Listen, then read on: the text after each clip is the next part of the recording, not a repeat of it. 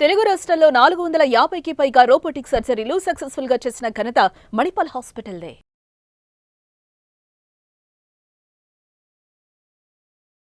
నమస్తే, welcome to Suman TV. ప్రస్తుతం మనతో పాటు ప్రముఖ వైద్యులు డాక్టర్ కిరణ్ గంగా ఉన్నారు. వారితో మాట్లాడదాం. హలో డాక్టర్ గారు. నమస్కారం. నమస్తే. డయాబెటీస్ ఉన్న వాళ్ళు ఇలా వర్క్కి వెళ్తున్నారు అన్నప్పుడు ప్రత్యేకించి బ్రేక్ఫాస్ట్ ఏం తీసుకోవాలి బ్రేక్ఫాస్ట్లో? ఎందుకంటే ఫిల్లింగ్గా ఉండాలి మధ్యాహ్నం దాకా, అది మనకి మళ్ళీ ఇబ్బంది పడొద్దు. ఎందుకంటే ఆఫీస్లో బయట పనిచేసే వాళ్ళే కావచ్చు, కొన్నిసార్లు తినడానికి కూడా ఉండదు వాళ్ళకి అవకాశం. సో ఇంటి దగ్గరే ఫస్ట్ బ్రేక్ఫాస్ట్ ఎలాంటి బ్రేక్ఫాస్ట్ చేసి వెళ్తే బెటర్ అని అంట? చాలా మంచి క్వశ్చన్ మేడం. ఎందుకంటే జనరల్గా మనం పేషెంట్స్తో మాట్లాడినప్పుడు ఇప్పుడు షుగర్ పెరిగింది కదా, ఎందుకు పెరిగింది అని అడిగినప్పుడు ముఖ్యంగా పోస్ట్ ప్రాండిల్ షుగర్స్ ఈ బ్రేక్ఫాస్ట్ గురించి వివరిస్తారనమాట. అంటే బ్రేక్ఫాస్ట్లో జరిగిన లోపాల గురించి ఎక్స్ప్లెయిన్ చేస్తూ ఉంటారు. అదేవిధంగా షుగర్ డౌన్ అయింది అనుకుందాం, మళ్ళీ దానికి కూడా బ్రేక్ఫాస్ట్ మీదనే ఉంటుంది యూజువల్గా. సార్ నాకు లంచ్ లోపు షుగర్ డౌన్ అయిందని చూస్తే బ్రేక్ఫాస్ట్ అంటే తక్కువ తిన్నామనో, లేదా పలాంది తింటే నాకు డౌన్ అయిందనో ఉంటుంది, లేదా ఎక్కువ తిన్నామనో పలాంది తింటే నాకు షుగర్ ఎక్కువైందనే ఉంటుంది జనరల్గా. సో సమ్మర్లో ముఖ్యంగా వస్తే అండి మనకు ఆయిలీ ఫుడ్స్ ఎక్కువగా పోపేయటం, తిరగబాతేయటం తగ్గించాలండి. ఇప్పుడు మీరు ఇడ్లీ చట్నీస్ వాడుకుంటున్నారు కదా, చట్నీస్లో పోపు వేస్తారు కదా, ఆయిల్ చాలా మినిమం చేయండి, లేదా పోపు వేయకుండా తీసుకోండి. ఈ ఆయిల్ పడటం వల్ల మీకు మళ్ళీ దాహం ఎక్కువ అవుతుంది. అది ఒకటి సమ్మర్లో గుర్తుపెట్టుకోవాల్సింది. అండ్ ఇప్పుడు బిజీగా ఉంటారు, వర్క్ చేసుకుంటున్నారు అనుకున్నప్పుడు వీక్ డేస్లో ముఖ్యంగా సమ్మర్లో మీరు ఇంకా కూడా ఈజీగా, అంటే ఇప్పుడు ఇడ్లీ దోశ ఇవన్నీ వీక్ డేస్లో మన బిజీ లైఫ్లో చాలా కష్టమైపోయినాయి. కాబట్టి వాటిని సాటర్డే సండేకో లేదా సాయంత్రం పూట మీరు ఇంటికి వచ్చిన తర్వాత తీసుకోవటానికి కూడా వాటిని యూస్ చేసుకోవచ్చు. ప్లస్ ఇప్పుడు ఇవి వేడివేడిగా తిన్నప్పుడు ఇంకా బాగుంటాయి కదా, వేడివేడిగా అంటే ప్రశాంతంగా తినగలిగితే ఇంకా బాగుంటాయి కదా అంటున్నాం. సో మార్నింగ్ పూట మీరు త్వరగా తినాలా లేదా దారిలో తినాలనుకుంటున్నారు, వీటికి బెస్ట్ ఏంటంటే రాగి జావా లేదా అంబలి అంటారా, అదేవిధంగా చిరుధాన్యాలు రకరకాలు ఉన్నాయి. వేటిలతైనా కూడా మీరు అంబలే కానీ జావ కానీ చేసుకోవచ్చు. సో వాటర్ లిక్విడ్ ఈజీగా ఉంటుంది, తీసుకోవటం కూడా ఈజీ. లేదో కాస్త తీసుకొని మళ్ళీ ఇంకొక కాస్త 1.5 అవర్ తర్వాత కూడా మళ్ళీ మీరు తీసుకోవచ్చు. సో ఇప్పుడు బ్రేక్ఫాస్ట్ మార్నింగ్ చేశారు, లంచ్కి ఈ గ్యాప్ మధ్యలో ఒక ఫ్రూట్ లాంటిది తీసుకోండి. జామకాయ కానీ యాపిల్ కానీ మీకు ఏది అందుబాటులో ఉందనేది. కీర ముఖ్యంగా చాలా మంచిది, టమాటోస్ కూడా మంచివి అన్నమాట. సో ఇలా కొంచెం బ్యాలెన్స్ చేసుకోగలిగితే డెఫినెట్గా బాగుంటుంది. అండ్ ఎవరైతే రాగి సంగటి కానీ రాగి ముద్ద కానీ ఇలాంటి అలవాటు ఉన్నాయో, జనరల్గా మనకి ఇవన్నీ లంచ్లో తినే ఐటమ్స్, ఇది రాగి ముద్ద ఇట్లాంటివి. బట్ వర్కింగ్ క్లాస్ వాళ్ళకి ఎప్పుడు మధ్యాహ్నం మనకు దొరుకుతుంది. సో డిఫికల్టీస్ కాబట్టి టైం ఉన్నట్లయితే మార్నింగ్ పెట్టుకోవచ్చు వీటిని చేసుకోవటానికి. లేదు ప్రత్యేకంగా వీటిని మిస్ అవ్వకండి. చాలా మంది ఏంటంటే ట్రెడిషనల్ ఫుడ్స్ని మిస్ అవుతున్నారండి.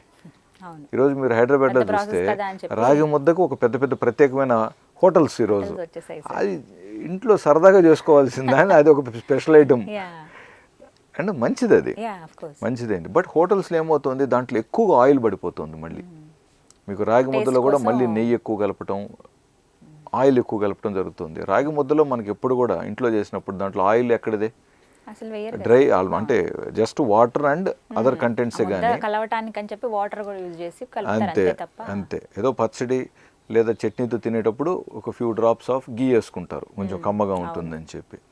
సో మళ్ళీ మనం కొన్ని బలం ఎక్కువగా ఇచ్చేటివి, మనకు దాహం కలిగించకుండా, అరుగుదల ఈజీగా ఉండేటివి, డీహైడ్రేషన్ చేయకుండా సులభంగా అరుగుదల బాగుండేటి ఐటమ్స్ని మనమే ఎంపిక చేసుకోవాలి. అయితే ఇక్కడ కొంతమంది మేము వెయిట్ తగ్గే క్రమంలో ఉన్నాము, డయాబెటీస్ ఉంది, ఓవర్ వెయిట్ ఉన్నాము, వెయిట్ తగ్గడానికి ఈ బ్రేక్ఫాస్ట్ లో ఏదైతే బెటర్ అని అడుగుతున్నారు సార్. ఇదే బెటర్ అంటే మిల్లెట్స్ మళ్ళీ తీసుకుంటే అది హెవీ అవ్వదా అని ఇలా డౌట్. లేదండి, చాలా మంది మిల్లెట్స్ మీద కంప్లైంట్ చేస్తారు. డాక్టర్ నేను ట్రై చేశాను మిల్లెట్స్, నాకు హెవీ అయిపోయింది, నాకు అరుగుదల లేదు, లేదా నాకు వేడి చేసేసింది, లేదా నాకు మోషన్స్ అవుతున్నాయి, లేదా మోషన్ రావట్లేదు, ఇలా ఉంటాయి కంప్లైంట్స్. వైట్ రైస్ తినేటప్పుడు ఏమవుతుంది, మన యూజువల్గా రోజు వైట్ రైస్ రెగ్యులర్గా తినే వాళ్ళల్లో పొట్ట అనేది కొంచెం సాగుదల ఉంటుంది. సో మనం కొంచెం ఎక్స్ట్రా తినగలుగుతూ ఉంటాం.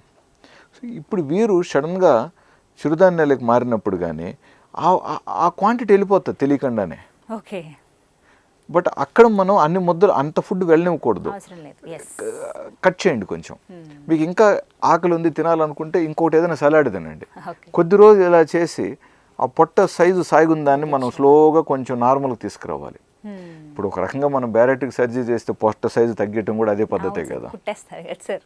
Okay, not commenting on that, I'm just mentioning. So ఇక్కడ కూడా మనం ఏం చేస్తున్నాం, క్వాంటిటీ తగ్గించే ప్రయత్నంలో సాగున్న పొట్టను కూడా మళ్ళీ కొంచెం మనము కన్స్ట్రిక్ట్ చేస్తున్నాం కదా. సో దానికి ఛాన్స్ ఇవ్వాలి, మనం ట్రై చేయాలి దాన్ని. సో వైట్ రైస్ తిన్నంత క్వాంటిటీని ఎలాగైతే మనకు అరుగుదల అవ్వగలిగిందో ఇప్పుడు చిరుధాన్యాలు అంత ఈజీగా అరగవు, అవి వాటికి టైం పడుతుంది. కాబట్టి మీకు ఇబ్బంది అనిపిస్తుంది, హెవీ అయిపోతుంది పొట్టలో. కాబట్టి ఇలా షిఫ్ట్ అయ్యే వాళ్ళు స్లో క్వాంటిటీతో, కొంత క్వాంటిటీతో స్టార్ట్ చేయండి. తర్వాత ఎలాగో చిరుధాన్యాలు కాస్త తీసుకున్నా మీకు సరిపోతుంది. మార్నింగ్ టైంలో తీసుకుంటే పర్వాలేదా సార్? హ్యాపీగా తీసుకోండి, చాలా మంచిది. మార్నింగ్ తీసుకుంటే మీకు మధ్యాహ్నం పూట ఆకలి ఎక్కువ ఉండదు. అండ్ మార్నింగ్ డయాబెటీస్ మెడిసిన్స్ తగ్గించే ఛాన్సెస్ ఉంటాయి. పోస్ట్ పాండిల్ పెరగదు కదా. మరి అప్పుడు కాంబినేషన్ సార్, కర్రీ అవి తీసుకోవచ్చా అట్లా? ఇది మీ ఇష్టం, మీకు ఏది సులభం అనిపిస్తుందో. ఇప్పుడు ఆకుకూరలతో లేదా పప్పు ఆకుకూరలు, లేకపోతే వెజిటబుల్స్ అన్ని వేసుకుని జస్ట్ ఒక ఉప్మా లాగా దాంట్లోనే మంచిగా వెజిటబుల్స్ వేసుకొని తీసుకోవచ్చు. లేదా మీరు ఇప్పుడు రకరకాల చట్నీస్, వెజిటబుల్స్తోనే కూడా మంచిగా చట్నీస్ వేసుకోండి. ఎక్కువగా ఆయిల్ వాడకూడదండి. మనకు తెలిసి తెలియక ఇవాళ రేపు ఇంట్లో ఆయిల్ విపరీతంగా వినియోగం.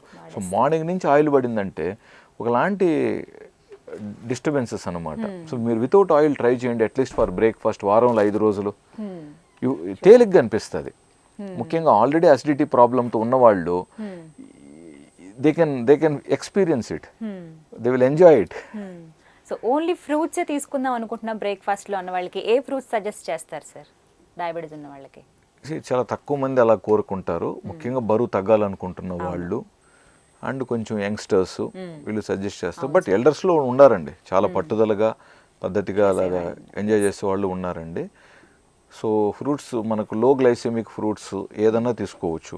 అలాగ మాట్లాడినట్లయితే మనకు ముఖ్యంగా మళ్ళీ జామకాయ, Apple, water melon, Musk melon ఇవన్నీ వస్తాయి అన్నమాట. సో ఫ్రూట్స్ అవి తీసుకోవచ్చు. బట్ ఫ్రూట్స్ అవి తీసుకున్న తర్వాత ఒక 1.5 hours 2 hours వీళ్ళకి మళ్ళీ ఆకలి వేయచ్చు. అప్పుడేం తినాలి, అక్కడ వెళ్ళి మనం తెలుసు తెలియక బ్రెడ్, సమోసా ఇలాంటివి తిన్నాం అనుకోండి, మీరు ఎంత ప్రయత్నించి పొందింది ఏంటి? కాబట్టి అక్కడ మళ్ళీ మనం ఇంతకుముందుగా రాగి గింజ అనుకున్నాం కదా, అలాంటిది కావాలంటే అక్కడ మళ్ళీ సెట్ చేసుకోండి. లేదు అక్కడ ఇంకొక వెజిటబుల్ సలాడే, మధ్యాహ్నం వరకు మీరు ఓన్లీ ఫ్రూట్స్ వెజిటబుల్స్లోనే ఉండాలనుకున్నారు, వేరే ఎటువంటి ఫుడ్ తినకూడదని డిసైడ్ అయినట్లయితే, ఇప్పుడు మార్నింగ్ ఫ్రూట్స్ తిన్నట్లయితే 1.5 2 hours తర్వాత ఒక చిన్న వెజిటబుల్ సలాడ్ లాంటిది తినండి. అగైన్ లేదా ఇంకొక ఫ్రూట్ ఏమైనా తీసుకోవచ్చా, again based on your past sugar levels. Me sugar levels కంట్రోల్లో ఉన్నట్లయితే ఇవన్నీ మీరు ట్రై చేయొచ్చు. మీ షుగర్స్ ఆల్రెడీ 250 ఉన్నాయి, 300 ఉన్నాయి. ఇప్పుడు నేను ఈ డైట్ ట్రై చేసి ఫ్రూట్స్ చూస్తానంటే 300 కాస్త ఇంకా 350కి వెళ్తుంది. సో ఆ 300ని ఫస్ట్ డాక్టర్ సలహాతో పద్ధతిగా దాన్ని నార్మల్ చేసిన తర్వాత ఎక్స్ట్రా కార్బ్స్ మనం ఏదైతే కట్ చేయాలనుకుంటున్నామో, ఏదైతే లో కార్బ్ మనం ఫాలో అవ్వాలనుకుంటున్నామో, అప్పుడు ఈ ట్రాన్సిషన్ మీకు హెల్ప్ అవుతుంది. ఈ బ్రేక్ఫాస్ట్లో వెజిటబుల్స్ లేదా ఫ్రూట్ సలాడ్ ఇలాంటివి. సో ఇలా హెల్దీ బ్రేక్ఫాస్ట్ అనేది తీసుకోవాలంటారు. రైట్ డాక్టర్ గారు, థ్యాంక్ యూ అండి, నమస్తే.